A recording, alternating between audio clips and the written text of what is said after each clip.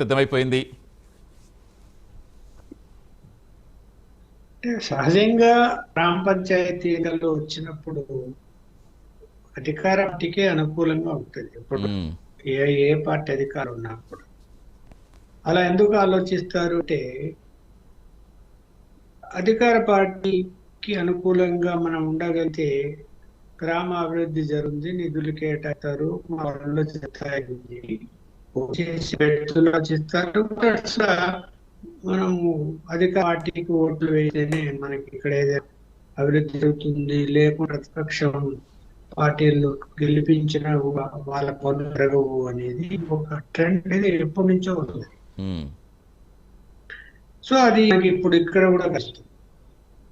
So మనం ఎన్నికల ముందు లేదా ఒక 6 నెలల నుంచి ఉమ్, ప్రభుత్వం మీద మద్దతు ఉంది, నెగటివ్ పెరుగుతుంది అనేటువంటి చర్చ వచ్చినప్పటికీ కూడా ఉమ్, మరి సర్పంచ్ ఎన్నికలు వచ్చేసరికి మరి గెలుచుకోగలిగినారు కదా మంచి పర్సెంటేజ్లో మొదటి విడతలోనే. రెండో విడత కూడా అదే ట్రెండ్ కొనసాగే అవకాశం ఉంది, మూడో విడత అదే ట్రెండ్ కొనుతుంది అని నేను అనుకుంటున్నాను. అంటే లక్ష్మణ్ గారు, జనరల్గా మీరు చెప్పినట్టుగా ఏ ఎన్నికైనా పార్టీలు ప్రతిష్టాత్మకమే, ఏ ఎన్నికైనా గెలవాలనే చూస్తాయి. బట్ ఇప్పుడు తొలి విడతలో మనం చూసుకుంటే 57% స్థానాలు కాంగ్రెస్కి, బీఆర్ఎస్ అయితే 27% స్థానాలు. అంటే అనుకున్న స్థాయిలో కాంగ్రెస్ అప్పుడు అధికారంలో ఉన్న పార్టీకి ఏ ఎన్నికైనా ప్లస్ అవుతుంది. అది ఉప ఎన్నిక కావచ్చు, ఇంకొక ఎన్నిక కావచ్చు, ఏ ఎన్నిక కావచ్చు. బట్ అంటే అనుకున్న స్థానంలోనే వచ్చింది అనుకుంటున్నారా?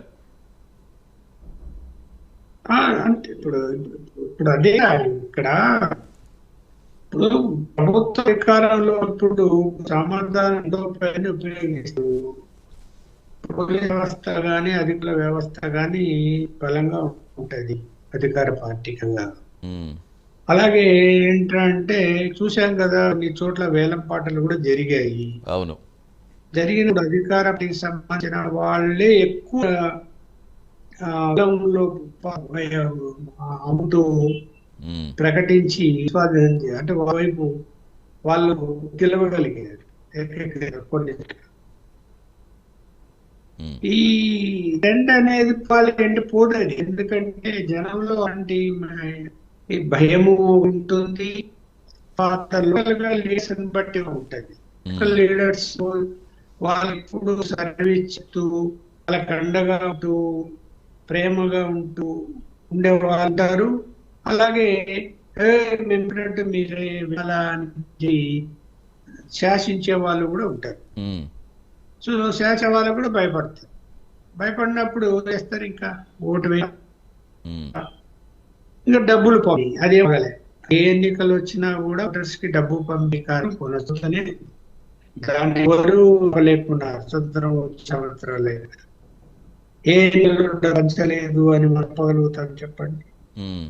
డెఫినెట్గా అంటే లక్ష్మణ్ మీరు చెప్పినట్టుగా ఇప్పుడు కొన్ని చోట్ల అభ్యర్థులను చూసి వేస్తే ఉంటుంది. అంటే ఇప్పుడు మనకి ఇక్కడ మాట్లాడుకోవాల్సింది ఎంపీ ఎన్నికలు అనుకోండి, ఒక స్టాండ్లో జరుగుతూ ఉంటాయి, ఎమ్మెల్యే ఎన్నికలు ఒక స్టాండ్లో జరుగుతూ ఉంటాయి. సో ఏం జరిగినా కొన్ని చోట్ల అభ్యర్థి మీద వాళ్ళకి అభిమానం ఉంటే ఇండిపెండెంట్ అని గెలిపించే తీరు ఉంటుంది. కానీ పంచాయతీ ఎన్నికలు చాలా హాట్గా ఉంటాయి, ఎందుకంటే అవి చాలా ప్రెస్టీజియస్గా తీసుకుంటారు, ప్రతి ఓటు కీలకం. ఎందుకంటే మనం తొలి విడతలో చూస్తాం, సింపుల్గా 1 ఓటుతో 4 ఓట్లతో కూడా ఓడిపోయిన సందర్భాలు చాలా చూస్తాం.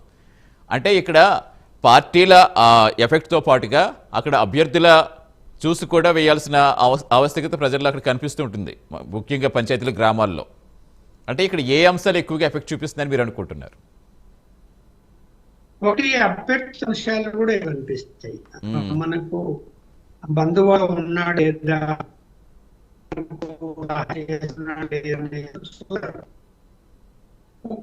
కొన్ని అంటే ప్రతిపక్ష పార్టీల నుంచి పోటీ చేసే వాళ్ళు కూడా మంచి ఉంటుంది, అధికార పార్టీ నుంచి పోటీ వాళ్ళు కూడా పేరు ఉంటుంది. అప్పుడు ఇద్దరికి ఓటు వేయ అనేది వచ్చినప్పుడు అక్కడ పోటాపోటీ జరుగుతుంది.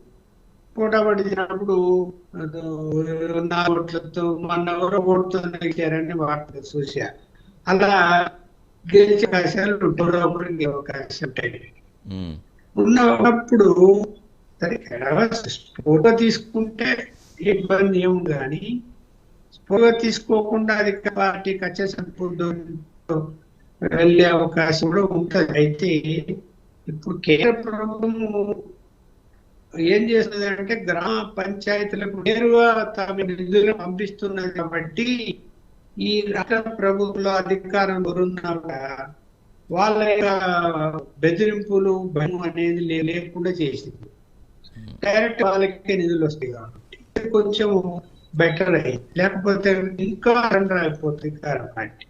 ఎక్కువ అధికార పార్టీ ఉంది, నిధులను కూడా అప్పులప్ చేసి కేంద్రం నుంచి నిధులు వాళ్ళకి పంచలకు పంపడం, వాళ్ళకి అనుగుణ వాళ్ళు ముందు ఇవ్వడము, సతాయించడం, ఇలా చేస్తూ ఇప్పుడు అలా కాకుండా ఏదైతే కేంద్రం ఉందో నేరుగా గ్రామ పంచాయతీలకు చేరుకుంటాయి కాబట్టి కొంత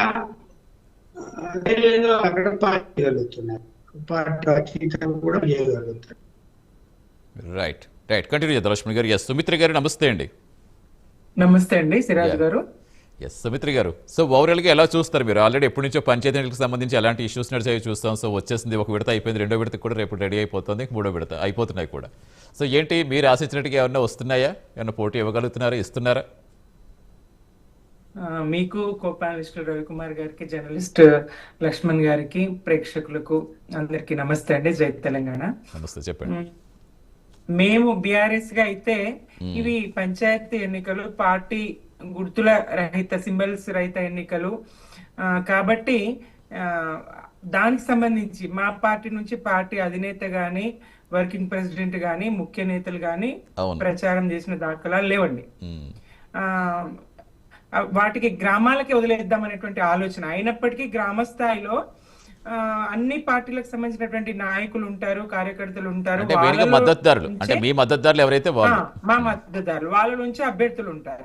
అట్లా వచ్చినటువంటి అభ్యర్థులు, బీఆర్ఎస్ పార్టీ తరఫున వచ్చినటువంటి అభ్యర్థులు ఎవరైతే ఉన్నారో వాళ్ళు ఆశించిన స్థాయిలో ఫలితాలు రాబట్టగలిగినారు. అధికారంలో కాంగ్రెస్ పార్టీ ఉన్నా, ప్రభుత్వం ఉన్నా, కాంగ్రెస్ పార్టీ ప్రభుత్వం అధికారంలో ఉన్నప్పటికీ అధికార పార్టీ సభ్యులకే పనులు జరుగుతాయనేటువంటి విశ్వాసం, నమ్మకం గ్రామాల్లో ఉన్నప్పటికీ కాంగ్రెస్ ప్రభుత్వం మీద ఉన్నటువంటి వ్యతిరేకత ఏదైతే ఉన్నదో, దశాబ్ద కాలపు 10 సంవత్సరాల కాలపు కేసీఆర్ గారి పాలన ఫలాలు పల్లెల్లో ఏవైతే ఉన్నాయో అవి ప్రభావం చూపించి భారీగా బీఆర్ఎస్ అభ్యర్థులు, అంటే బలపరిచినటువంటి అభ్యర్థులు లేదా బీఆర్ఎస్ నాయకులు, కార్యకర్తలు గెలిచినారండి. వార్డు సభ్యులుగా గాని, సర్పంచ్లుగా గాని మంచి ఫలితాలు. ఎందుకంటే మేము వీటిని ముఖ్యమంత్రి గారు స్వయంగా జిల్లాల పర్యటన చేసి మేమేం చేయలేదని, మేము ఇదని బీఆర్ఎస్ మీద బురద జల్లుతూ ప్రచారం చేసినటువంటి తీరు చూసినాం. మేము మాత్రం జిల్లాల పర్యటనలు కానీ, ఈవెన్ అక్కడ ఎమ్మెల్యేలు కానీ ఎవరు కానీ ఆ ఎన్నికలకు సంబంధించి ఎలాంటి చేయకుండా ప్రజల మీదనే, గ్రామ ప్రజల మీదనే వదిలిపెట్టినటువంటి సందర్భాన్ని చూసినాం. అయినప్పటికీ మేము ఆశించిన ఫలితాలు అయితే దక్కినాయి. కాంగ్రెస్ కి అయితే చురకబెట్టిందండి. ముఖ్యంగా ఇప్పుడు రైతులకు వ్యవసాయ సీజన్ కదా, రైతు బంధు వేయాల్సిన సీజన్ ఇంకా వేయలేదు. కేసీఆర్ గారి పార్టీకి వేసేది. అలాగే అనేక బకాయిలు రైతులకు ఉన్నారు. కౌలు రైతులకు, కూలి రైతులకు ఇస్తామన్నారు, రైతు కూలీలకు ఇస్తామన్నారు, కౌలు రైతులకు ఇస్తామన్నారు, బంధు కాదు భరోసా అన్నారు, 10,000 కాదు 15,000 అన్నారు. ఆ 15,000 కాస్త 6,000 చేసిండ్రు, అది ఒక్కసారి ఇచ్చిండ్రు. ఈ పంట కాలం వచ్చింది, యాసంగి సన్న వాళ్ళకి ఇంకా బోనస్ ఇవ్వలేదు. గత 2 సంవత్సరాలుగా పల్లెలకు ఎలాంటి అభివృద్ధికి నోచుకోలేవు. కాంగ్రెస్ ప్రభుత్వం వచ్చిన తర్వాత పల్లెలు అభివృద్ధికి నోచుకోకపోగా కనీసంగా పారిశుద్ధ్యము, రోడ్లు, మురుగు కాలువల నిర్వహణ, పల్లె ప్రకృతి వనాల నిర్వహణ, తాగునీటి రెగ్యులర్ గా అందించడం, ఇట్లాంటి సౌకర్యాలు బుగ్గలు పెట్టలేని స్థితిలో పల్లెలు ఉండే పరిస్థితి ఉండే. కాబట్టి ఇవన్నీ తప్పకుండా ప్రభావం పడ్డాయి. మంత్రులు, ఎమ్మెల్యేలు స్వయంగా వాళ్ళు తిరిగిన, ముఖ్యమంత్రి గారే స్వయంగా ప్రచారం చేసిన అనుకున్న స్థాయిలో కాంగ్రెస్ కి అయితే సీట్లు రాలేవు. రెండో విడత కూడా తప్పకుండా ఇట్లాంటి ఫలితాలే ఉంటాయి. ఇంకా బీఆర్ఎస్ మెరుగైన ఫలితాలను పొందబోతుంది. ఇంకా ఎక్కువ మాకు సంఖ్య పెరగబోతుంది. వీళ్ళు యునానిమస్ చేసుకున్నా, మభ్యపెట్టినా, వేలం పాటలు బాడిచ్చినా, ఏం చేసినా ప్రత్యక్ష ఎన్నికల్లో అయితే తప్పకుండా బీఆర్ఎస్ కే. ఇంకా జరిగిన దాంట్లో కూడా మీరు చూస్తే మరి చీమలకుర్తి, నల్గొండ చీమలకుర్తి అనేటువంటి విలేజ్ లో, గ్రామంలో బీఆర్ఎస్ బలపరిచిన అభ్యర్థికి సంబంధించినటువంటి చిట్యాల మండలం, నల్గొండ జిల్లా, అక్కడ బ్యాలెట్ పేపర్లు మురుగు కాలువలో దొరికినాయండి. ఆయన కత్తెర గుర్తు మీద వేసినటువంటి బ్యాలెట్ పేపర్లు మురుగు కాలువలో దొరికినాయి. మరి రాష్ట్ర వ్యాప్తంగా ఇంకా ఇట్లాంటి ఎక్కడెక్కడ జరిగినాయి, ఇవైతే ప్రత్యక్షంగా దొరికినాయి. మరి దొరకకుండా పోయినవి లేదంటే కాల్చేస్తారు, ఇంకో చోటేస్తారు, కనపడకుండా ఇస్తారు. అట్లా ఎంత మేరకు అవినీతికి పాల్పడ్డారు వీళ్ళు, ఓట్లను ఎట్లా ఇది చేసిండ్రు, ఎన్నికల దీన్ని దీన్ని ఎట్లా మార్చిండ్రు అనేది తెలియాల్సి ఉన్నది. వీళ్ళు ఎంత అవినీతి అక్రమాలకు పాల్పడ్డా, భయభ్రాంతులకు గురి చేసినా, డబ్బును మద్యాన్ని బారిచ్చిన ప్రజలలో అయితే కేసీఆర్ గారి పాలన పట్ల తప్పకుండా ఒక అభిమానం ఉన్నది. కేసీఆర్ గారి పాలన ఫలాలు అందుకున్నటువంటి పల్లెలు బీఆర్ఎస్ బలపరిచినటువంటి అభ్యర్థులకి అవకాశం ఇస్తూ పోతున్నాయి. ఈ సందర్భంగా నేను మొదలే చెప్పాల్సి ఉండే, గెలిచినటువంటి అభ్యర్థులందరికీ శుభాకాంక్షలు. ఇది కేవలం గ్రామ స్థాయి ఎన్నిక, మేము వార్డు సభ్యులము లేదా మేము సర్పంచులము, ఇది చిన్న పదవి అనుకోవడానికి వీల్లేదు. చాలా మంది ప్రముఖులు, ముఖ్యమంత్రులుగా, కేంద్ర ప్రధానమంత్రులుగా ఇక్కడ నుంచి వెళ్ళినటువంటి వాళ్ళు, దేవేగౌడ గాని, చంద్రశేఖర్ గాని, విపి సింగ్ గారు గాని, చాలా మంది, విలాసరావు దేశ్ముఖ్ గారు గాని, అంతెందుకు కేసీఆర్ గారు సింగిల్ విండో చైర్మన్ గా రాజకీయ జీవితాన్ని ప్రారంభించినటువంటి వాళ్ళు. ఇది పునాది. అసలు గ్రామానికి రాష్ట్రపతి లాంటి వారు, ప్రథమ పౌరుడు, గ్రామ సర్పంచ్, ప్రజలతో ప్రత్యక్ష సంబంధాలు ఉండేవారు, ఆ గ్రామానికి పెద్దన్నలాగా ఉండేవారు. అయినప్పటికీ మరి రేవంత్ రెడ్డి గారు వాళ్ళ ఆశల మీద నీళ్లు జల్లిండ్రు, మీరు ఖర్చు పెట్టుకోకండి, అడ్డగోలుగా నిధులు వస్తాయని అనుకోకండి అని చెప్పి ఆయన చెప్పడం జరిగింది. ఎమ్మెల్యేలు కూడా అదే స్థాయిలో భయపెట్టినారు. మరి నియోజకవర్గాలకి 2 లక్షల నిధులు కూడా లేవు అని చెప్పేసి వాళ్ళు చెప్పడం. మొత్తానికి కొంత అభ్యర్థులు అయితే ఆచితూచే ఖర్చు పెట్టినప్పటికీ అయినా కాంగ్రెస్ వాళ్ళు విపరీతమైన అధికార పార్టీ వాళ్ళకి అండదండ ఉన్నది, మంత్రులు ఎమ్మెల్యేలు వచ్చిండ్రు, వాళ్ళని గెలిపించుకునే ప్రయత్నం చేసిండ్రు. అయినప్పటికీ అనుకున్న ఫలితాలను అయితే వాళ్ళు అనుకున్న అంటే మీరు అన్నట్టుగా ఒకటి ఇనామస్ గా ఎన్నికైన దాని దగ్గర ఏమైనా ఎఫెక్ట్ చూపించిందేమో, కానీ జనరల్ గా ఓట్లు వేసేటప్పుడు నిజంగా ఆ ఎఫెక్ట్ ఉంటుందనుకోవచ్చా గ్రామ పంచాయతీ ఎన్నికలకు సంబంధించి? ఎందుకంటే అక్కడ చాలా ఈ పంచాయతీ ఎన్నికలు అనేవి ప్రతి ఓటు చాలా కీలకం అనుకుంటే, చాలా ప్రెస్టీజియస్గా తీసుకుంటే తెలిసిందే మనకి. ఈ ఎమ్మెల్యే ఎంపీ ఎన్నికలు అంటే అది డిఫరెంట్ కావచ్చు, కానీ పంచాయతీ ఎన్నికలప్పుడు ఇప్పుడు ఇందాక లక్ష్మణ్ గారు చెప్పినట్టు మన బంధువులు అతను నిలబడ్డారు, పార్టీలకు అతీతంగా కొంతమంది అనుకుంటారు, కొంతమంది ఈ వ్యక్తికి ఓటేస్తే గ్రామం అభివృద్ధి చెందుతుంది, కనీసం ఎంతో కొంత గ్రామానికి నిస్వార్థంగా సేవ చేస్తారు, పార్టీలు మనకెందుకు అనుకునే వాళ్ళు ఉంటారు. మరొకటి మీరు చెప్పినట్టుగా కొన్ని సంక్షేమ పథకాలు అందకపోతే మీరు ముందు నుంచి చెప్పుకుంటూ వస్తున్నారు. మీరు మొన్న జూబ్లీ ఎన్నికల్లో కూడా అదే బాహ్య కార్డు అనేది ఉపయోగించారు, ఏ పథకాలు అమలు చేయట్లేదు, ఇలాగ అమలు చేయట్లేదని. సరే, పార్టీలు రహితంగా జరిగే ఎన్నికలను మనం ఎంత చెప్పుకున్నా బహిరంగ రహస్యం ఇది, పార్టీల ఎఫెక్ట్ ఖచ్చితంగా ఉంటుంది అనేది. సో ఓవరాల్గా అంటే ఏ అంశాలు ఎక్కువగా ఇప్పుడు ప్రభావితం చేస్తున్నాయని మీరు అనుకుంటున్నారు? అవునండి సిరాజ్ గారు. వినిపిస్తుంది, వినపడుతుందండి? వినిపిస్తుంది. పార్టీ రహితంగా జరిగినప్పటికీ తప్పకుండా వీళ్ళ ప్రభావం, ముఖ్యమంత్రి గారు ఎందుకు తిరుగుతారండి? లేకపోతే జిల్లాల పర్యటన ఏ చరిత్రలో ఉన్నదా? ఏ రాష్ట్రంలోనైనా ఉన్నదా? మన రాష్ట్రంలో ఉందా? సర్పంచ్ ఎన్నికల సందర్భంగా ముఖ్యమంత్రి గారే స్వయంగా జిల్లాల పర్యటన చేస్తూ దశాబ్ద కాలపు కేసీఆర్ గారి పాలన మీద బురద జల్లుతూ అవే అబద్ధాలను కొనసాగిస్తూ అప్పులని వల్ల వేస్తూ మరి వాళ్ళ కేవలం టెంట్లు, గుడారాలు వేయడానికి ఒక 100 కోట్లు, ఫ్యూచర్ సిటీ 2047 అని చెప్పి ఆ టెంట్లు వేయడానికి ఒక 100 కోట్లు పక్కన అవకాశం ఉన్నప్పటికీ 10 కోట్లతో ముగించుకోవచ్చు, దాని కార్యక్రమాన్ని జరుపుకోవచ్చు. అయినప్పటికీ 100 కోట్లు ఖర్చు పెట్టి అధికారికంగా టెంట్లు వేసి ఇంకో 200 కోట్లు అదనంగా అయినాయని చెప్పి కూడా చెప్తా ఉన్నారు. ఇవాళ ప్రజల బతుకులు ఇట్లా ఇదైతే ఉంటే విద్యార్థులు కలుషితాహారంతో ఆసుపత్రుల పాలవుతున్నారు, విషాహారంతో.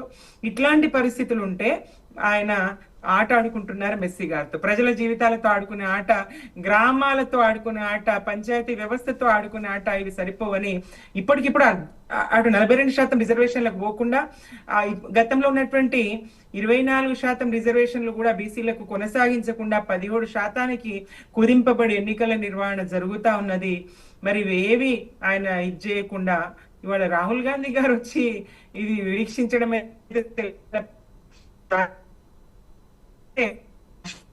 ఆయన నిరుద్యోగులకు హామీ ఇచ్చిపోయినరు.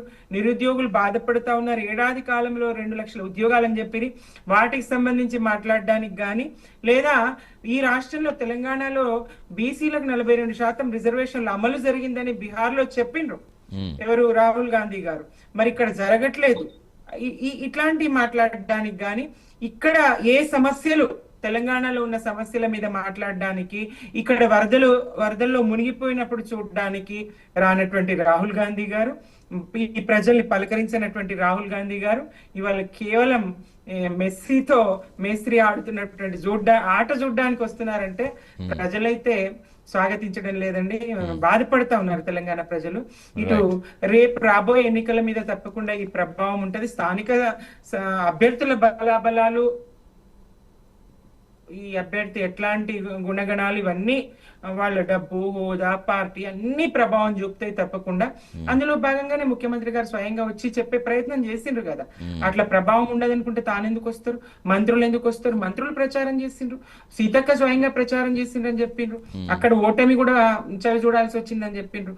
మంత్రుల ఇలాకాల్లో, వాళ్ళ సొంత ఊర్లలో, ఎమ్మెల్యేల సొంత ఊర్లలో ఓటమి పాలైంది కాంగ్రెస్. ఇవాళ కొడంగల్ నుంచి అనేక మంది భారీ సంఖ్యలో సర్పంచులు కేటీఆర్ గారిని కలవడానికి వచ్చిన, బీఆర్ఎస్ బలపరిచిన లేదా బీఆర్ఎస్ పార్టీకి చెందినటువంటి గెలిచిన సర్పంచులందరూ భారీ సంఖ్యలో ఇవాళ కలవడానికి వచ్చిండ్రు. కొడంగల్ నుంచి వచ్చినటువంటి వాళ్ళు కలిసిండ్రు నందినగర్ లో కేటీఆర్ గారి నివాస గృహంలో. ఇట్లా బీఆర్ఎస్ అయితే ప్రజలకే వదిలిపెట్టినప్పటికీ మరి ప్రజలు మాత్రం తప్పకుండా బీఆర్ఎస్ ను గుర్తించారు, బీఆర్ఎస్ బలపరిచినటువంటి అభ్యర్థుల్ని గెలిపించారు. మీరు చెప్పినటువంటి శాతం అయితే నేను చూడలేదండి. మరి జరిగినటువంటి ఎన్నికల్లో 44% కాంగ్రెస్, 57% అని చెప్తారు కదా మొదటి విడతలో, మీకు దాదాపు 28% అని చెప్తున్నారు మొత్తం. అంటే మద్దతుదారులు, పార్టీల పరంగా మనం ఏం మాట్లాడుకుంటాం లేక కానీ మద్దతుదారులు మీకు అదే యునానిమస్. సరే, ఈ సంఖ్యను అటు ఇటుగా మార్చినా వాళ్ళను కలుపుకునే ప్రయత్నం ఏం చేసినా గ్రామాలకు ఇప్పటికిప్పుడు వీళ్ళు పెద్ద నిధులు కేటాయిస్తారని అదని ఇదని 3,000 కోట్ల కోసం ఇవాళ ఎన్నికలు అర్జెంట్ గా జరిపిండ్రు. ఏది ఏమైనా రెండో విడత కూడా మేము మెరుగైన ఫలితాలు సాధిస్తాం. రైట్ అండి. ఎస్ రవికుమార్ గారు నమస్తే అండి. ఎస్ రవికుమార్ గారు నమస్తే. రవికుమార్ గారు, సో ఏంటి, ఎలా చూస్తారు? ఎప్పటి నుంచో మీరు క్షేత్రస్థాయిలో బలపడాలని చూస్తున్నారు. సరే, ఇది ఎంతవరకు మనం ఎలా మాట్లాడుకున్నా పార్టీల ఎఫెక్ట్ అనేది ఉంటుంది కాబట్టి అసలు ఏంటి మీ మద్దతుదారులు ఎంతవరకు ఫైట్ అవ్వగలుగుతున్నారు, ఎంతవరకు క్షేత్రస్థాయిలో బలపడతారని మీరు అనుకుంటున్నారు? ముందుగా మీకు ప్రేక్షకులకి ప్యానెల్ ఉన్న మిత్రులందరికీ కూడా నమస్తే. నమస్తే. ఇప్పుడు ఈ రాష్ట్రంలో తెలంగాణలో కాంగ్రెస్ పార్టీ అధికారంలోకి వచ్చిన తర్వాత ప్రజల యొక్క ఓట్లు కొల్లగొట్టడానికి ఎంతగా బరి తెగించాలో అంతకంటే ఎక్కువగా బరి తగ్గిస్తున్నటువంటి పార్టీ కాంగ్రెస్ పార్టీ, ఈ రేవంత్ రెడ్డి గారు. నేను ఎందుకు చెప్తున్నానంటే చాలా బాధతో చెప్తున్నానండి. నేను కూడా ప్రచారంలో, అంటే నేను మా నియోజకవర్గంలో ఉన్నటువంటి అనేక గ్రామాల్లో ప్రచారానికి వెళ్ళేసి వస్తున్నాను కాబట్టి అది భరించలేకపోతున్నాను, చూస్తూ భరించలేకపోతున్నాను. దారుణమైన విషయం ఏంటంటే అండి, ముఖ్యంగా గ్రామాల్లో గెలవడానికి, గ్రామాల్లో కాంగ్రెస్ పార్టీ బలపరిచినటువంటి అభ్యర్థులు గెలవడానికి విచ్చలవిడిగా మందు డబ్బు పంచుతూ గ్రామాల్లో ఉన్నటువంటి వాతావరణాన్ని పాడు చేస్తూ, నేను నిజంగా చెప్తున్నానండి, గ్రామాల్లో ఈ ఎలక్షన్ ద్వారా కొత్తగా మందును అలవాటు చేసుకునే వాళ్ళు పెరిగిపోతారేమో ఒక భయం నాకు పుట్టుకొచ్చిందండి. దారుణం అండి, ఇంత దారుణంగా అవసరమానండి ఇంత చేసుకోవడం? గెలవడానికి ఇంత విచ్చలవిడిగా మందుని డబ్బుని రకరకాలైనటువంటి వీటిని చేయడం అవసరమా? నేను చూస్తుంటే ప్రతిరోజు ప్రతి ఒక్క గ్రామానికి 3 కాటన్లు 4 కాటన్లు 10 కాటన్లు ఇష్టం వచ్చే గ్రామాల్లో ఉన్నటువంటి ఓటర్ల సంఖ్యను బట్టి మందు పంపిస్తూనే ఉన్నారు. ఎక్కడి నుంచి వస్తుందో తెలీదు, ఎట్లా వస్తుందో తెలీదు. ప్రతిరోజు మందు, ప్రతిరోజు డబ్బులు, ప్రతిరోజు విందులు. ఇంత దారుణమైన స్థితికి దిగజారిపోయింది కాంగ్రెస్ పార్టీ. అసలు ఎన్ని సర్పంచులు గెలిచినప్పటికీ కూడా నైతిక విజయం మాత్రము కాంగ్రెస్ పార్టీది కాబోదు. నేను ఇంకొక విషయం కూడా చెప్తున్నా. వీళ్ళు గెలవడానికి నేను ఒక చిన్న ఉదాహరణ చెప్తానండి. మొన్న మక్తల్కి వచ్చారు రేవంత్ రెడ్డి గారు. మక్తల్లో మన వాకిడి శ్రీహరి గారు sports and animal husbandry minister ఉన్నారు. ఆయన సొంత ఇలాకాలో మీటింగ్ పెడితే కుర్చీలన్నీ కూడా 70% కుర్చీలు ఖాళీగా ఉన్నాయి. నేను అక్కడే ఉన్నా, మీటింగ్ జరుగుతున్నంతసేపు నేను అక్కడే ఉన్నా. మేముండే ఇంటికి ఎదురుగా ఆపోజిట్ గ్రౌండ్ లోనే మీటింగ్ జరిగింది. అది అక్కడ జనాలు లేరు కానీ పోలీసు వాళ్ళు ఎక్కువ ఉన్నారు. ఆ రోజు వాకిడి శ్రీహరి గారు ఎంతగా బాధపడుతూ అసలు మనము ఇంకా జనాలని పోగు చేయాల్సిందని చెప్పేసి బాధపడ్డారో ఆ రోజు మనం చూసే ఉన్నాం. అరే ప్రజలకు మీరేమైనా చేస్తే, ప్రజలకు మీరేమైనా మంచి చేస్తే, ప్రజలకు మీరు చెప్పిన హామీలన్నీ కూడా 100% అమలు చేస్తే స్వచ్ఛందంగా ప్రజలు మీ పైన అభిమానం పెంచుకుంటారు. మీ పైన అభిమానం పెంచుకుంటే ఖచ్చితంగా అదే అభిమానంతో మీ యొక్క మీటింగ్లు మీరు పిలవకుండా కూడా వస్తారు. మీరు పిలిచినప్పటికీ, మీటింగ్ రావడానికి డబ్బులు ఇచ్చినప్పటికీ, రావడానికి వాహనాలు బండ్లు ఏర్పాటు చేసినప్పటికీ, సీఎం రేవంత్ రెడ్డి గారు ముఖ్యమంత్రి అన్న నిజంగా అసలు ఎవరికి కూడా ప్రజల్లో ఎవరికి కూడా అభిమానం లేదండి. తెలిసినప్పటికీ కూడా ఎవరు ప్రజలు రాలేదంటే మీ పట్ల కాంగ్రెస్ పార్టీ పట్ల ఎంత వ్యతిరేకత ఉన్నదో ప్రజల్లో, అందులో ముఖ్యంగా గ్రామీణ ప్రజల్లో ఎంత వ్యతిరేకత ఉన్నదో తెలుసుకోవాల్సిన అవసరం, మీరు ఇంట్రోస్పెక్షన్ చేసుకోవాల్సిన అవసరం ఎంతైనా ఉందని చెప్పేసి నేను తెలియజేస్తాను. కానీ ఒకటి ఓటు అనేది కీలకం, ఓటు అనేది ప్రజాస్వామ్యం కల్పించిన హక్కు, దాని ద్వారానే అనుసరిస్తూ ఉంటారు. మరి వస్తున్న ఫలితాలకు సంబంధించి మీరు ఏం చెప్తారంటే, మీరు వెళ్ళానని చెప్తున్నారు కాబట్టి ఇప్పుడు లోకల్గా గ్రామాలకు వెళ్ళానని చెప్తున్నారు. అంటే ఇప్పుడు ఆల్రెడీ ఇప్పుడు కొన్ని వీడియోస్ మనం చూస్తున్నాం, కొంతమంది ఓడిపోయిన వాళ్ళు మేము ఇచ్చిన డబ్బులు తిరిగి ఇచ్చేయండి అంటే అక్కడ కూడా ఇలా డబ్బులతోటి ఎంతలా ఓట్లు కొనేదా అంతలా వెళ్ళిపోయిందా అని అనిపిస్తుంది. కొన్ని చూస్తుంటాయి. వాస్తవాలు పక్కన పెడితే మనం అవి అసలు ఏంటి, ఏం గ్రౌండ్ లెవెల్లో నిజంగా ఫ్యాక్ట్ చెప్పుకోవాలంటే ఏం జరుగుతుంది మీరు చూస్తారు కాబట్టి.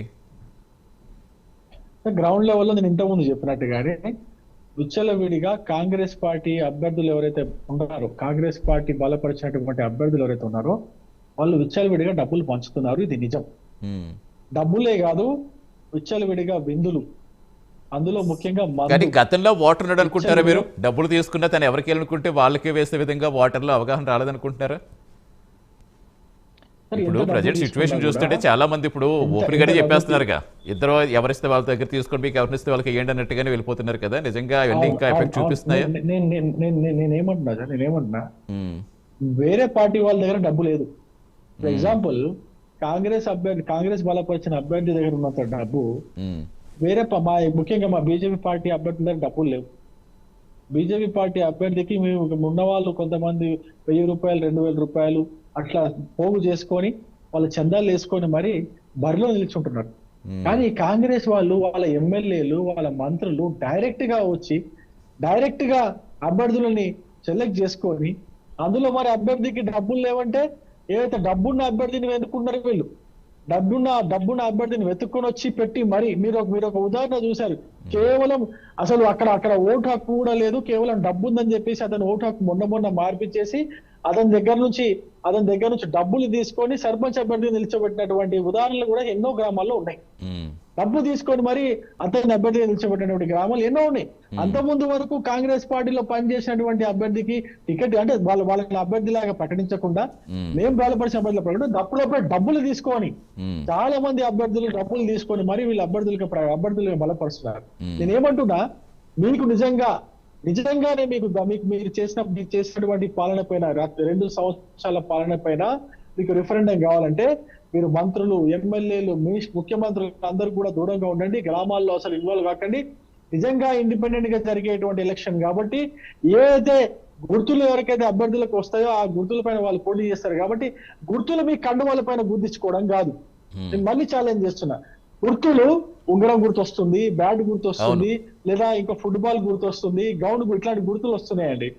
ఈ గుర్తుల్ని వాళ్ళ పార్టీ కండువాల పైన గుర్తించుకుంటున్నారు, పార్టీ కండువాల పైన గుర్తించుకొని మరి ప్రచారానికి పోతున్నారు. నేను ఛాలెంజ్ చేస్తున్నా, మీకు దమ్ముంటే మీ పార్టీ కండువాలు వాడకుండా, మీ పార్టీ రంగులు వాడకుండా మీరు ఇండిపెండెంట్ గా వెళ్ళి అసలు పోటీ చేయండి, డబ్బులు పంచకండి, మందు పంచకండి. నిజంగా మీ పాలన ప్రజలకు నచ్చిందా లేదా మీకు రిఫరెండం ద్వారా తెలిసిపోతుంది. కానీ అట్లా జరగట్లేదు కదండి, అట్లా అసలు ఇక్కడ కూడా ఏ గ్రామంలో కూడా జరగట్లేదు. కానీ నాకు నమ్మకం ఉన్నది, ఇప్పుడు కూడా నాకు నమ్మకం ఉన్నది, ప్రజాస్వామ్యం పైన నమ్మకం ఉన్నది, ప్రజల యొక్క నిర్ణయం పైన నాకు నమ్మకం ఉన్నది. ఇప్పటికే కాంగ్రెస్ పార్టీ మొదటి విడతలో 3900 పైచిలకు గ్రామాల్లో మాకు ఎలక్షన్ జరిగితే మా పార్టీకి దాదాపు 200 పైగా గ్రామాల్లో మాకు ఆదరణ ఉంది. ఇప్పటికీ కూడా అనేది చాలా స్పష్టంగా రుజువు అవుతున్నది. బీజేపీ పార్టీ పట్ల గ్రామీణ ప్రజల్లో ఇంకా ఆదరణ ఉన్నది.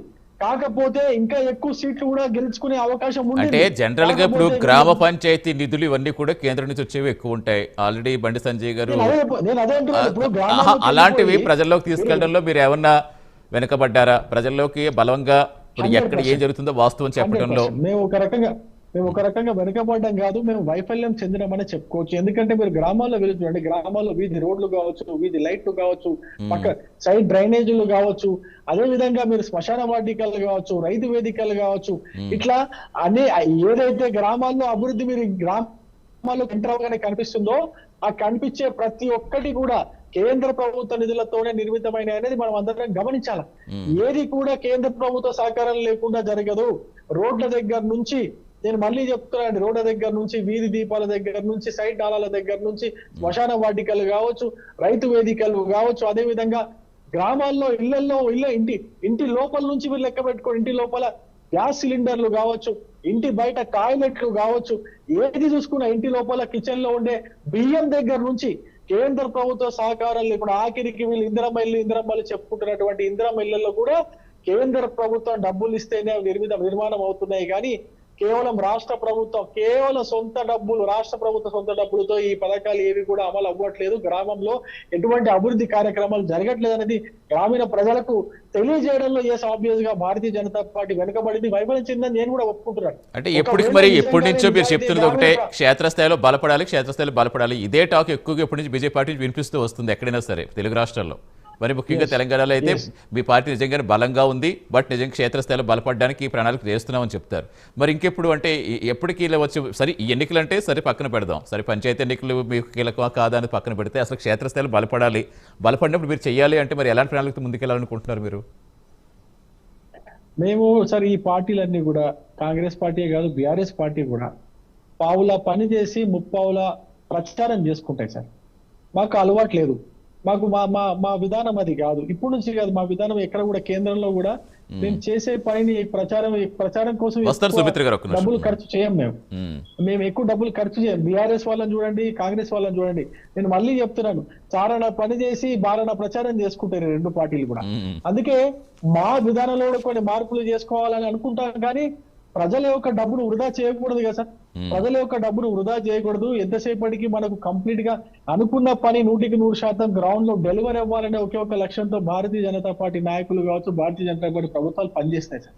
దాంట్లో భాగంగానే సర్పంచులకు డైరెక్ట్ గా గ్రామంలో జరగాల్సినటువంటి అభివృద్ధి పనుల కోసం కావాల్సిన నిధులన్నిటినీ కూడా సర్పంచుల అకౌంట్ లో డైరెక్ట్ గా వేసే పద్ధతిని తీసుకొచ్చింది సార్ కేంద్ర ప్రభుత్వం. దాంట్లో కూడా గత బీఆర్ఎస్ ప్రభుత్వంలో ఆ డబ్బుల్ని కూడా దొబ్బేసి ఆ డబ్బుల్ని కూడా పక్కకు వేరే పథకాల కోసం, వాళ్ళ సొంత పనుల కోసం వాడుకున్నటువంటి చరిత్ర మనకు బీఆర్ఎస్ హయాంలో కనిపిస్తుంది. ఇప్పుడు చూడండి, ఇప్పుడు కాంగ్రెస్ పార్టీ వచ్చిన తర్వాత కూడా కాంగ్రెస్ పార్టీ రేవంత్ రెడ్డి గారు అసెంబ్లీ ఎలక్షన్స్ అప్పుడు ప్రచారం చేశారు. ఏమని ప్రచారం చేశారు? సర్పంచుల యొక్క బిల్లులు నేను వచ్చిన తర్వాత తీయిస్తా, సర్పంచుల యొక్క బిల్లులన్నీ కూడా పాస్ చేయిస్తా, మీకు ఎటువంటి పెండింగ్ లేకుండా చూసుకుంటా అని చెప్పినటువంటి ఈ వ్యక్తి ముఖ్యమంత్రి రేవంత్ రెడ్డి గారు ఇంతవరకు కూడా సంవత్సరం సర్పంచుల యొక్క ఆ పదవి టైం అయిపోయి కూడా ఇన్ని నెలలు గడుస్తున్నప్పటికీ కూడా ఇప్పటి వరకు కూడా కనీసం సర్పంచులకు రావాల్సినటువంటి బిల్లులు ఏవి కూడా ఇంతవరకు ఇవ్వలేదు. మరి ఆ బిల్లులు రాకపోతే అసలు ఎన్నికలే జరగనిపో, ఎన్నికలు బహిష్కరిస్తామని చెప్పారు. కానీ ఎంత కాదనుకున్నప్పుడు అక్కడైతే కాంగ్రెస్కి మద్దతుదారులకు అయితే ఎక్కువ స్థానంలో గెలుపొందిన మాట అయితే వాస్తవం లెక్కల ప్రకారం. మరి ఎందుకు ఆ వ్యతిరేకత కనిపించడం లేదా? కంటిన్యూ చేద్దాం. షార్ట్ బ్రేక్ సుమిత్ర గారు, బ్రేక్ తీసుకున్న మీ వాయిస్ తీసుకుంటాను. Laxman garu, S prime debate short break తీసుకుందాం. సతీష్ గారు, రవికుమార్ గారు అంటారు ప్రచారం చేసుకోలేకపోయినా మేము పావలా చేసి, బీఆర్ఎస్ పావలా చేసి, చారానా చేసి, బారానా చెప్పిందని. బీఆర్ఎస్ కనుక చెప్పుకున్నట్లయితే అసెంబ్లీ ఎన్నికల్లోనే గెలుపు మాది ఉండేదండి.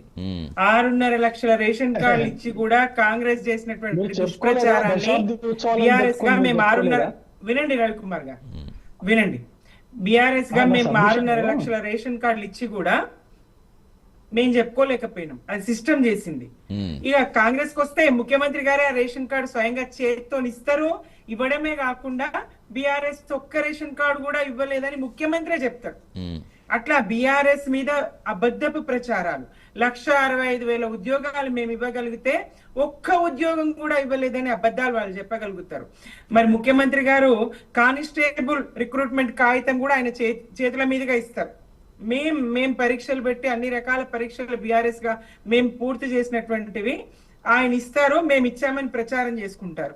అదే బీఆర్ఎస్ తన ఏది వ్యవస్థ ద్వారా సిస్టమే ఎంప్లాయీస్ చూస్తూ పోతారు. ముఖ్యమంత్రి గారు కానీ ఏ మంత్రి గారు కానీ ఆ పని చేయరు. అట్లా బీఆర్ఎస్ గా మేము చేసుకున్న పనులు ఏవి మేము ప్రజలకు చెప్పలేం, ప్రజలుగా వాళ్ళు గుర్తిస్తే చాలనుకున్నాం.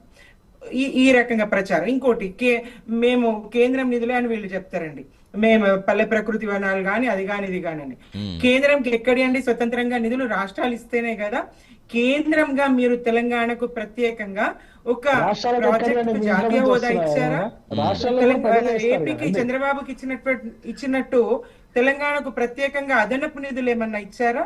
మరి ఇక్కడ నుంచి రాష్ట్రం నుంచి పన్నుల రూపంగా కేంద్రానికి వెళ్ళింది ఎంత, కేంద్రం నుంచి రాష్ట్రానికి వచ్చింది ఎంత, ఆ లెక్క తీస్తే కొత్త రాష్ట్రమైనటువంటి తెలంగాణకు బీజేపీ ప్రభుత్వము ఎంత మోసం చేసింది, ఎంత అన్యాయం చేసింది అనేది తెలంగాణ ప్రజలకు స్పష్టంగా తెలుసు. అంటే కానీ ఒకటి సుమిత్ర గారు సరే, ఇప్పుడు మామూలుగా ఇలా టాపిక్ వచ్చింది కాబట్టి నిజంగానే అప్పట్లో చాలా ప్రెజర్ ఎక్కువైంది. పంచాయతీ ప్రెసిడెంట్లకి వాళ్ళు అప్పులు చేశారు. ఇక్కడ మీకు పల్లె వనాల కన్నా వైకుంఠ ధామాలకు ఇలాంటివన్నీ కట్టించేందుకు మీరే చెయ్యాలి, తర్వాత బిల్స్ ఇస్తామని ప్రభుత్వం చెప్పింది కాబట్టి చేస్తామని చాలా భారీ ఎత్తున అప్పుడు నిరసనలు కూడా చూస్తాం కదా. నిజంగానే ఎఫెక్ట్ ఏమన్నా వచ్చిందా? అసలు ఏంటి అక్కడ ఏం జరిగిందో చెప్పండి క్లారిటీగా. సతీష్ గారు, నిజమే. పల్లెల్లో ఇప్పుడు ఇంకా మిగులు పని అనేది లేదండి. ప్రతి road cement road, primary schools, high schools, భవనాల నిర్మాణము, ప్రకృతి వనాలు లేదా శ్మశాన వాటికలు, వైకుంఠ ధామాలు, అన్ని డంప్ యార్డ్లు, అన్ని రకాల నిర్మాణాలు పూర్తయినాయి. కొంత అంచనాలకు మించి పెట్టుబడులు పెట్టనవచ్చు. ఆ ఎన్నికలు అంతలోనే రావడం, మరి కోడ్ కారణంగానా మరో కారణంగానా వాళ్ళకు బకాయి పడ్డం అయితే నిజం. ఆ సందర్భంగా రేవంత్ అంటే అవి తీర్చాల్సిన బాధ్యత ఎవరిది? ఇప్పుడు ప్రభుత్వాల మీద ఉంటుంది కదా. కరెక్ట్, మేము ఏదైనా నమ్మకంతో వాళ్ళు చేసి వెళ్ళిపోయారు, మేము ఎక్కడ తీర్చమని మళ్ళీ వీళ్ళు చెప్తే అక్కడ నష్టపోయేది ఎవరు? మరి అక్కడ వాళ్ళు ఆత్మహత్యల వరకు వెళ్ళి చాలా మంది చేసుకున్న సందర్భాలు చూస్తాం. ఇప్పటికీ అప్పులు పాలు అయిపోయాం, తింటాను కూడా తిండి లేని పరిస్థితిలోకి వచ్చేస్తామంటూ చాలా భారీ ఎత్తున వాళ్ళు ధర్నాలు చేయడం చూస్తాం. కానీ ఎందుకు మరి వాళ్ళకి న్యాయం జరగట్లేదు? ఎన్నికలకు ముందు రేవంత్ రెడ్డి గారు వాళ్ళ హామీ ఇచ్చిండ్రు, కానీ అనేక హామీలాగే ఈ హామీని కూడా తుంగంలో దొక్కిండ్రు. వాళ్లకు ఆ ప్రభుత్వ హయాంలో చేసినటువంటి అప్పులని చెప్పడం, తన హయాంలో జరిగిన వాటికి కూడా ఇవ్వకపోవడం, ఇది ఒకటే కాదు కదా. అన్ని రకాలుగా రేవంత్ సర్కార్ ప్రజలకు బాకీ పడి ఉన్నది. విద్యార్థులకైనా, నిరుద్యోగులకైనా, మహిళలకైనా, వికలాంగులకైనా, ఒక వర్గానికని కాదు, యావత్తు తెలంగాణ ప్రజానీకానికి అన్ని రకాలుగా బాకీ పడి ఉన్నది రేవంత్ సర్కారు. ఇప్పుడు మంత్రులు, ఎమ్మెల్యేలు, నిజంగా ఒక విషయంతో నేను రవికుమార్ గారి మాటతో ఏకీభవిస్తున్నాను. మద్యం ఏరులై పారే పరిస్థితి. కొత్తగా మరి అలవాటు లేని వాళ్ళు, ఆర్థికంగా లేని వాళ్ళు ఉచితంగా వచ్చినటువంటి ఈ సర్పంచ్ ఎన్నికల్లో వచ్చినటువంటి ఉచితంగా వచ్చినటువంటి ఆ మద్యం తాగి ఎక్కడగా మళ్ళా మందులకు బానిస అయిపోతారో అని చెప్పేసి బాధ అయితే అన్ని మాలాంటి వాళ్ళకైతే తప్పకుండా ఉన్నదండి. ఎక్కడ చూసినా పోలీసులు నిస్తేజంగా అసలు ఇక్కడ మద్యం పట్టుకున్నారు, ఇది ఇట్లాంటి ఎలాంటి చర్చన లేదు. సో గ్రామాల్లో మద్యం ఇంటింటికి చేరుతా ఉన్నా, కాటన్లు డంపులు వచ్చేస్తా ఉన్నా. మరి దానికి సంబంధించి ఎలాంటి ఇప్పుడు అంటే గ్రామ స్వరాజ్యం పేరుతోటి కేంద్రం నిధులు ఇస్తుంది కదా, ఆ నిధులు అప్పుడు మీరు సక్రమంగా చెల్లించలేకపోయారా? నిధులు ఏమయ్యాయి? నిధులు మీరేం చెప్తారు ఇప్పుడు కేంద్రానికి? లేదండి, తప్పకుండా నిధులన్నీ వెళ్ళినాయి కాబట్టి గ్రామాల ఆ స్థాయిలో అభివృద్ధిని సాధించినాయి. కోసుల పెట్లు నడిచి నీళ్లు మోసుకొచ్చి భుజాలు కాయగాసి పాటలు పాడుకున్న మా బెల్లి లలితమ్మ, తాగబోతే నీళ్లు లేక తుమ్మెదాలు, తడి గొంతులారిపాయే తుమ్మెదాలు అని ఆ నీళ్ళ కోసం జగడమాయే తుమ్మెదాలు, వాడకులులాయే తుమ్మెదాలు అని పాట పాడి కొట్టి మరి చేతులు ఇరిగిపోయినాయి, చేతులు ఇరైపోయినాయి, పేగులు బయటకు వచ్చినాయి, బోరింగులు కొట్టని చెప్పేసి పాడుకున్న పరిస్థితి నుంచి ఇంటింటికి తాగునీరు. ఎంత ధైర్యం ఉంటే చెప్తారండి ఒక ముఖ్యమంత్రి? ఇంటింటికి నీళ్లు ఇస్తే గాని నేను ఓట్లాడగను, మళ్ళీ ఎన్నికల్లో ఇంటింటికి నీళ్లు ఇవ్వగలిగితేనే నేను ఓటు అడుగుతానని చెప్పేసి చెప్పిన ధైర్యం మరి కేసీఆర్ గారిది. ఆ ధైర్యంతో పనిచేసి చూపించి మిషన్ భగీరథతో ఇంటింటికి నీళ్లు ఇవ్వగలిగినాం కదా. అనేక పనులు గ్రామాలకు, అనేక పనులు. వ్యవసాయం ప్రధాన వృత్తి గ్రామాల్లో. వ్యవసాయదారునికి వెన్నుదన్నుగా కేసీఆర్ నిలబడ్డారు. మరి రైతు బంధు అడగలేదు, ఏ మేనిఫెస్టోలో పెట్టలేదు, అయినప్పటికీ గుర్తించి ఇచ్చిండ్రు. చెరువులన్నీ పూడిక నిండిపోయినాయి ఆంధ్ర వలస పాలకుల దాంట్లో. మరి ఆ చెరువుల పూడిక తీసి మరమ్మతు చేసుకొని మరి కరెంటు మీద ఆధారపడినటువంటి వ్యవసాయం, బోరు బావుల మీద ఆధారపడినటువంటి వ్యవసాయం, మరి 6 గంటల కరెంటు నుంచి దొంగోలు వచ్చే కరెంటుకు కావాలెట్లా గాస్తు అని పాడుకున్న పరిస్థితి నుంచి 24 గంటల ఉచిత కరెంట్ ఇచ్చి, కడుపు నిండా కరెంట్ ఇచ్చి, నాణ్యమైన విద్యుత్ ఇచ్చి, రైతు బంధు ఇచ్చి, సమయానికి ఎరువులు ఇచ్చి, ఎంత చక్కటి పాలన, ఎంత పంటలు, పల్లెలన్నీ ప్రశాంతంగా వలసలన్నీ వాపసు వచ్చినట్టుగా ఉండే కదా. అటువంటి పాలన కేసీఆర్ గారి పాలన కదా. మరి కేంద్రంగా వాళ్ళు ఇవ్వాల్సింది రాష్ట్రం నుంచి వాళ్ళు తీసుకున్నారు, ఇవ్వాల్సింది ఇచ్చిండ్రు. ప్రత్యేకంగా ఇస్తే, ఒక జాతీయ హోదా ఇస్తే, అదనపు నిధులు ఇస్తే, ఇవాళ ఏపీకి ఇస్తున్నారు కదండి, ఉత్తరప్రదేశ్ కి ఇస్తారు కదండి, వాళ్ళ బీజేపీ పాలిత రాష్ట్రాలకు ఇస్తారు కదండి. 8 మంది ఎంపీలను గెలిపించి పంపిస్తే, 2 కేంద్ర మంత్రులు ఉంటే, ఈ 2 ఏళ్లనన్నా ప్రత్యేకంగా తెచ్చిందేమన్నా ఉందా అండి, ఇచ్చిందేమన్నా ఉందా అండి? పోనీ బీఆర్ఎస్ మీద వాళ్ళ కోపం, రేవంత్ రెడ్డి గారు వాళ్ళ చోటే బాయ్, ఆ బడే బాయ్ గారు ప్రత్యేకంగా ఈయనకి ఏమైనా ఇచ్చిండ్రా? రక్షణ కవచంగా ఉంటూ రేవంత్ నువ్వు కాపాడుతూ వస్తున్నారు కానీ ముష్టి కూడా విధించలేడు, 1 రూపాయి కూడా అదనంగా రాష్ట్రానికి ఇప్పుడు కూడా ఇస్తలేదు. ఏం చెప్తారు? ఇప్పుడు అది కాదండి, ఇప్పుడు వదిలితే మొత్తం అంతా మేమే ఇచ్చాం, మేమే చేసాం అనేటట్టు ఉన్నారు వీళ్ళంతా బీఆర్ఎస్ వాళ్ళు. వదిలితే మొత్తం తెలంగాణ మొత్తం మాదే, తెలంగాణ అంటే మరి మీరే చేస్తే ప్రజలు ఎందుకు వ్యతిరేకించారు సుమిత్ర గారు? చెప్పాను కదండి, రేవంత్ రెడ్డి గారు ఎన్ని హామీలు ఇవ్వగలిగారు, రేవంత్ రెడ్డి గారి హామీలు అర్రాసుపాటునే. కేసీఆర్ గారు 10,000 ఇచ్చిండే, నేను 15,000 ఇస్తా. కేసీఆర్ గారు దళిత బంధు 10 లక్షలు ఇచ్చిండా, నేను 12 లక్షలు ఇస్తా. ఆయన 2,000 పెన్షన్ ఇచ్చిండా, నేను 4,000. ఇట్లాంటి 1.8% ఆధిక్యతనే కదా, పెద్ద ఆధిక్యత కాదు కదా. సుమిత్ర గారు వదిలేస్తే ఈ 3 లక్షల కోట్ల బడ్జెట్ కూడా కేసీఆర్ ఇంట్లోకి వెళ్ళి వేస్తామని చెప్పేటట్టు ఉన్నారు. అట్లా చెప్తారండి. కేంద్రము మోదీ గారి జేబులకి వెళ్ళిస్తారా, లేకపోతే కిషన్ రెడ్డి గారి జేబులకి వెళ్ళిస్తారా? ఎవరు సంపద సృష్టించిండ్రు? ఒకసారి వినండి, మీరు చెప్పేదంతా నేను విన్నా కదా. సెంట్రల్ గవర్నమెంట్ కైనా స్టేట్ గవర్నమెంట్ కైనా డబ్బులు ట్యాక్స్ రూపంలో ప్రజలు కడతారు. ఆ ప్రజల డబ్బుని సెంట్రల్ గవర్నమెంట్ కొంత, స్టేట్ గవర్నమెంట్ కొంత ట్యాక్స్ డివల్యూషన్ కింద తీసుకుంటారు. అక్కడ నుంచి మళ్ళీ 42% స్టేట్ గవర్నమెంట్, ఈ యొక్క రాష్ట్రం నుంచి కేంద్ర ప్రభుత్వానికి ఎంతైతే ట్యాక్స్ రూపంలో డబ్బులు పోతాయో ఆ డబ్బుల్ని మళ్ళీ 42% రాష్ట్రాలకే ఖర్చు చేస్తుంది కేంద్ర ప్రభుత్వం. రాష్ట్రాలకి సరే, అంతకుముందు కేంద్ర ప్రభుత్వంలో కాంగ్రెస్ పార్టీ ఉన్నప్పుడు 32%, 33% ఇచ్చేది. మోడీ గారు వచ్చిన తర్వాత 42% చేసిరు. ఈ ఘనత కూడా భారతీయ జనతా పార్టీకి దక్కుతుంది. ఆ విషయం మరి బీఆర్ఎస్ వాళ్ళకి తెలియాలి. ఒకటి, గత 11 సంవత్సరాల నుంచి, అంటే బీఆర్ఎస్ హయాంలో ఉన్న 9.5 సంవత్సరాల వరకు కూడా తెలంగాణకు కేంద్ర ప్రభుత్వం దాదాపు 11 లక్షల కోట్ల రూపాయలు వివిధ రూపాల్లో ఖర్చు చేసింది. తెలంగాణలో ఇన్ఫ్రాస్ట్రక్చర్ కావచ్చు, సంక్షేమ పథకాలు కావచ్చు, రకరకాల కార్పొరేషన్లకు కావచ్చు, అదే విధంగా రైల్వే సంబంధించిన బడ్జెట్ కోసం కావచ్చు, అన్నిటి కూడా లెక్క పెట్టుకుంటే 11 లక్షల కోట్ల రూపాయలు ఖర్చు చేసింది. ఏమిచ్చింది అంటే 11 లక్షల రూపాయలు మరి ఎక్కడ కనిపిస్తాయి? మీకు కనిపిస్తా 11 లక్షల కోట్ల రూపాయలు కనిపిస్తలేవా? మీరు ఇచ్చినటువంటి సొంతంగా కేంద్ర ప్రభుత్వ నిధులు లేకుండగా మీ సొంతంగా చేసింది ఏదైనా ఒక పథకం చెప్పగలుగుతారా సుమిత్ర గారు? నేను ఛాలెంజ్ చేస్తున్నా. కేంద్ర ప్రభుత్వ నిధులు లేకుండా మీ సొంతంగా చేసిన ఒక పథకం కూడా మీరు చెప్పలేరు.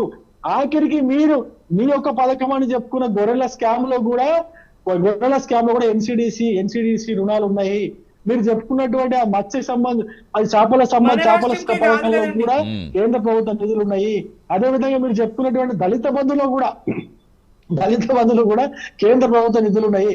అంటే నేను మళ్ళీ చెప్తున్నాను, కేసీఆర్ ఇంట్లోకెళ్ళి ఇవ్వలేదు మీ డబ్బులని.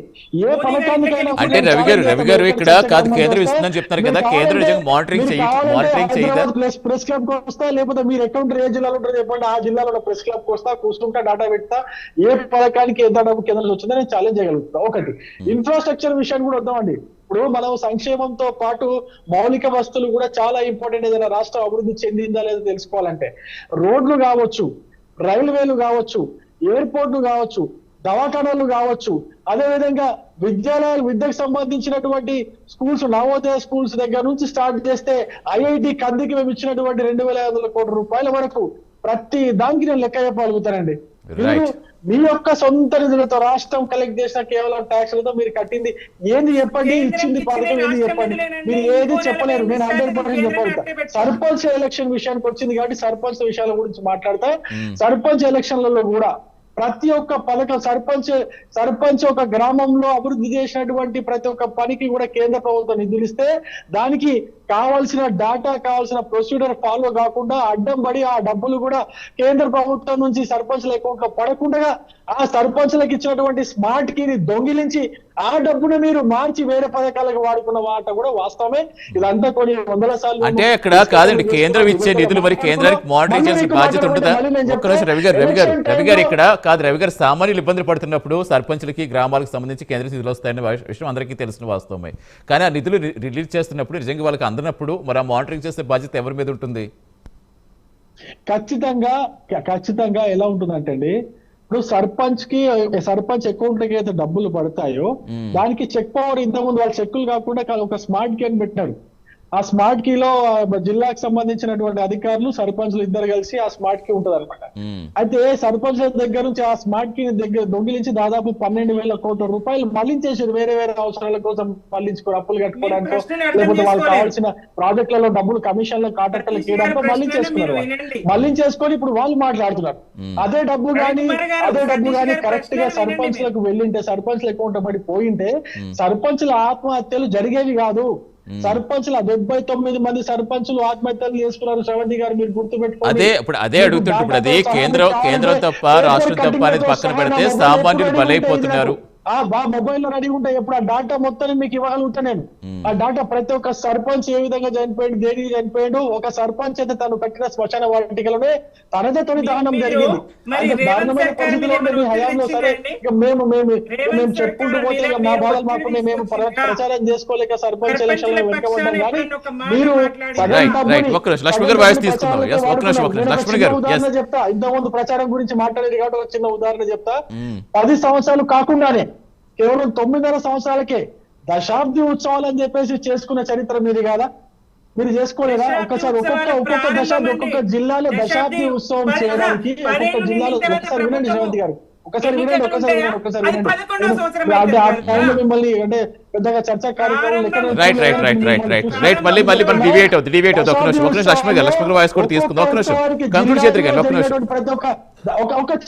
చిన్న పాయింట్ దశాబ్ది ఉత్సవాల కోసమని ప్రతి జిల్లాలో వీళ్ళు ఎక్కడ కూడా కనీసం 25 కోట్లకు తక్కువగా ఖర్చు చేయలేదు.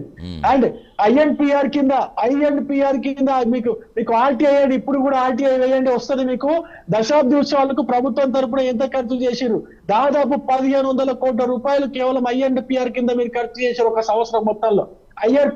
అది బడ్జెట్ కాకుండా ఐఎన్పిఆర్ కి మీరు కేటాయించే బడ్జెట్ కాకుండా ఖర్చు చేసే డబ్బులంతా ఒకసారి చెక్ చేసుకోండి, ఒకసారి ఆత్మవిమర్శ చేసుకోండి. లక్ష్మణ్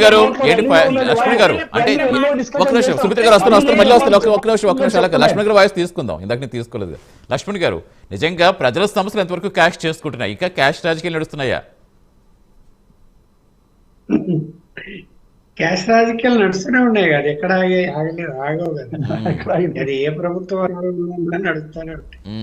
అంటే కాదు, ఈ స్థాయిలో ఇంకా పంచాయతీలకు కూడా కొంతమంది ఇప్పుడు స్వచ్ఛందంగా ఉద్యోగాలు మానేసి పెద్ద జాబులు శాలరీలు వచ్చే వాళ్ళు కూడా మానేసి గ్రామాలకు చేద్దామని వెళ్తున్నారు.